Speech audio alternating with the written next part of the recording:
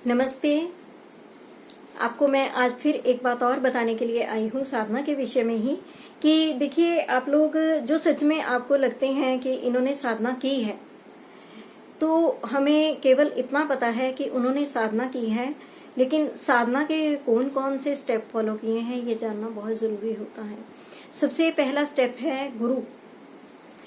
और आप प्लीज इधर उधर से कहीं से भी किसी को भी गुरु बना लें, ऐसा नहीं है। आप अपने जीवन में सबसे पहले उचित गुरु का इंतजार कीजिए। जिस भी देवी देव की आप साधना करना चाहते हैं, आप उनसे निवेदन कीजिए कि आपको एक अच्छे सद्गुरु की प्राप्ति करवाएं, और आप उचित समय का इंतजार कीजिए।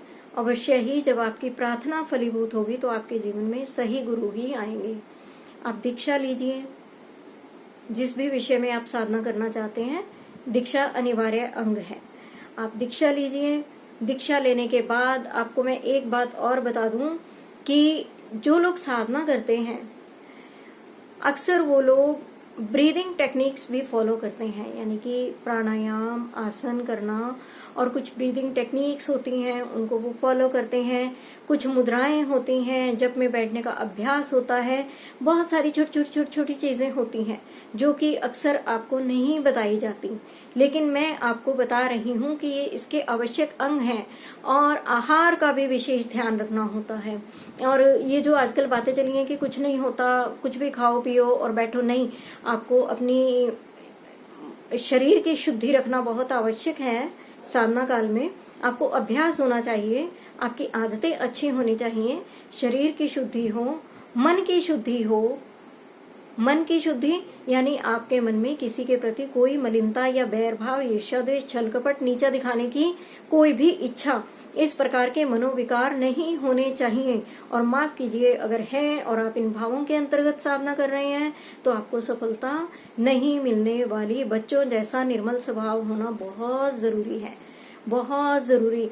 तो बच्चों, प्लीज आप इन बातों को ध्यान से सुनिए कि आपका मन निर्मल होना बहुत जरूरी है। मनसा वाचा, आपकी वाणी शुद्ध होनी जरूरी है। अगर आपको बात बात में, हंसी मजाक में कुछ भी अप्रिय बोलने की आदत है, कुछ भी आप गाली देने के आदी हैं, या आप किसी की निंदा कर देते हैं साधना काल में, तो बिल्कुल निंदा करने का कोई मतलब ही नहीं है, और ना सुनने का।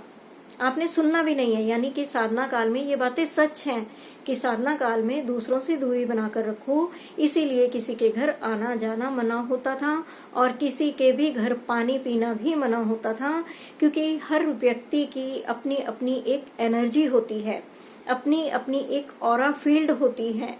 और जैसे लोगों के हम टच में आते हैं, वैसे ही हमारी ऑरा में भी उसकी एनर्जी आती है, उसकी आते आती है। जैसे कि हम अगर बच्चे के साथ रहेंगे, बच्चे बड़े निर्मल स्वभाव के होते हैं, खुश होते हैं, तो हम उन बच्चों के साथ रहकर बच्चों जैसा व्यवहार करने लगते हैं ना। तोतली तोतली भाषा बोलनी, उनके खिलौनों के साथ खेलना, मस्त हो जाना, खुश होना, बच्चों का गुण है। हम बच्चों के साथ बच्चे हो जाते हैं।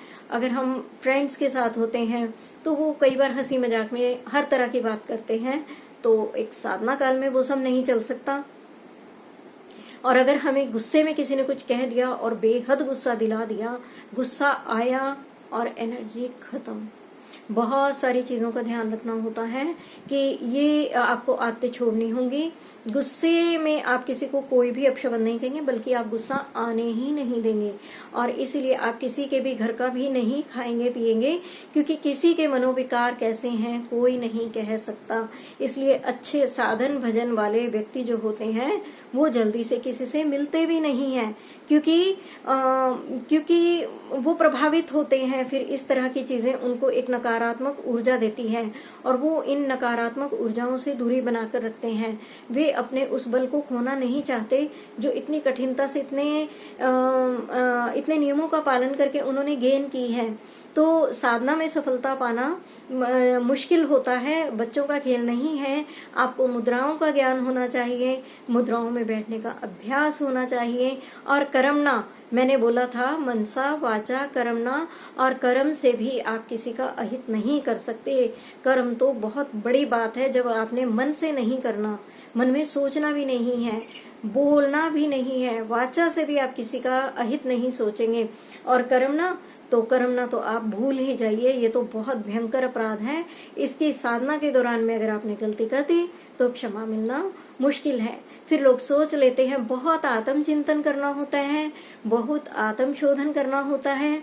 इसलिए मैं आपको बार बार कहती हूँ, अपने धर्म से जुड़िए, अपनी संस्कृति से जुड़िए, अपने शास्त्रों से पहले कनेक्ट होइए।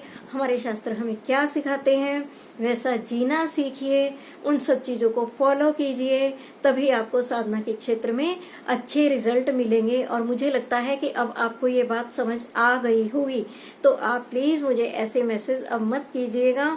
और जब आपको लगे कि आप उस मुकाम पर पहुंच गए हैं तो आप एक बार मुझसे बात जरूर करिए। अब आप ये मत सोचिए कि मैं आपको तब साधना दूंगी, नहीं नहीं, मैं थोड़ा सा आपको चेक करूंगी और आगे गाइडेंस दूंगी। Thank you, bye.